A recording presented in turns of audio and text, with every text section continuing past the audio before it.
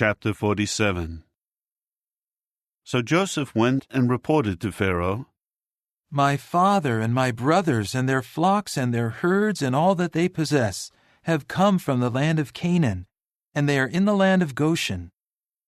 He took 5 of his brothers and presented them to Pharaoh. Pharaoh said to his brothers, "What is your occupation?" They replied to Pharaoh, "Your servants are herders of sheep, both we and our forefathers." Then they said to Pharaoh, "We have come to reside as foreigners in the land, because there are no pastures for the flock of your servants, for the famine is severe in the land of Canaan. So please let your servants dwell in the land of Goshen." At that Pharaoh said to Joseph, "Your father and your brothers have come here to you. The land of Egypt is at your disposal. Have your father and your brothers dwell in the very best part of the land. Let them dwell in the land of Goshen. And if you know of any capable men among them, put them in charge of my livestock." Then Joseph brought in Jacob his father and presented him to Pharaoh. And Jacob blessed Pharaoh. Pharaoh asked Jacob, "How old are you?" Jacob said to Pharaoh, "The years of my wanderings are 130. Few and distressing the years of my life have been, and they are not as long as the years of the lives of my forefathers during their wanderings." After that, Jacob blessed Pharaoh and went out from before him.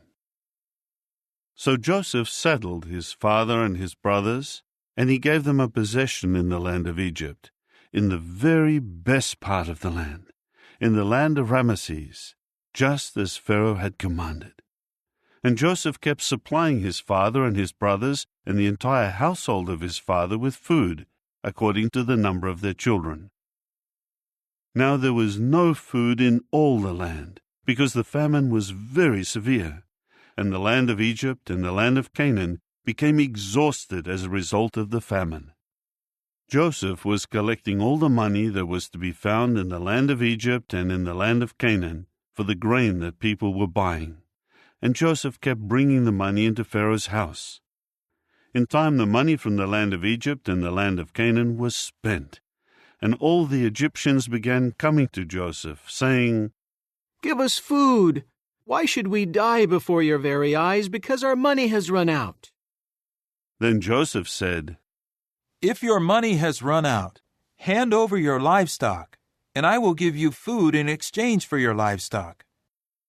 So they began bringing their livestock to Joseph, and Joseph kept giving them food in exchange for their horses, the livestock of the flock and of the herd, and the donkeys, and he kept providing them with food in exchange for all their livestock during that year.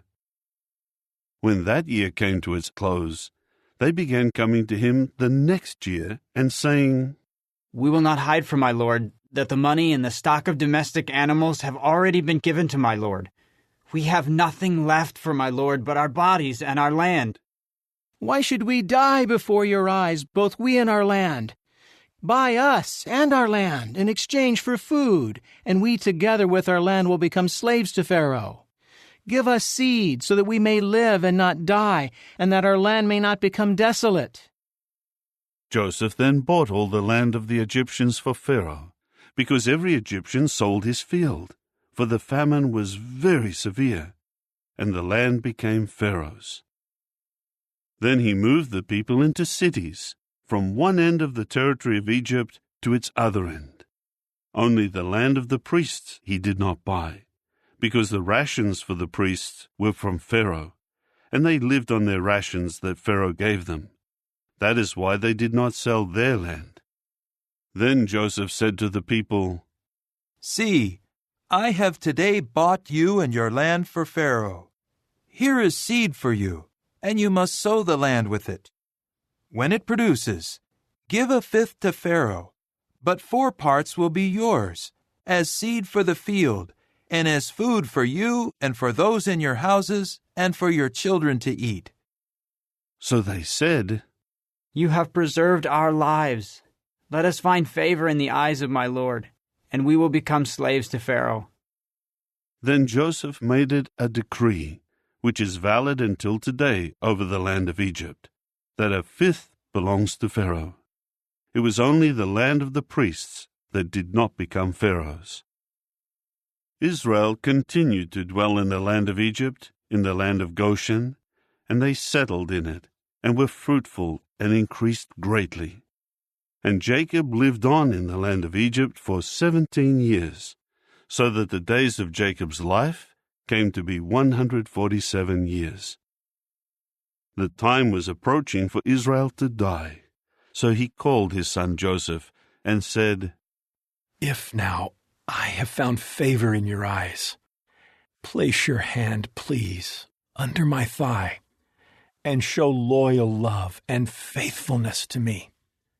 Please, do not bury me in Egypt. When I die, you must carry me out of Egypt and bury me in the grave of my forefathers. Accordingly, he said, I will do just as you say. Then he said, Swear to me. So he swore to him. At that Israel bowed down at the head of his bed.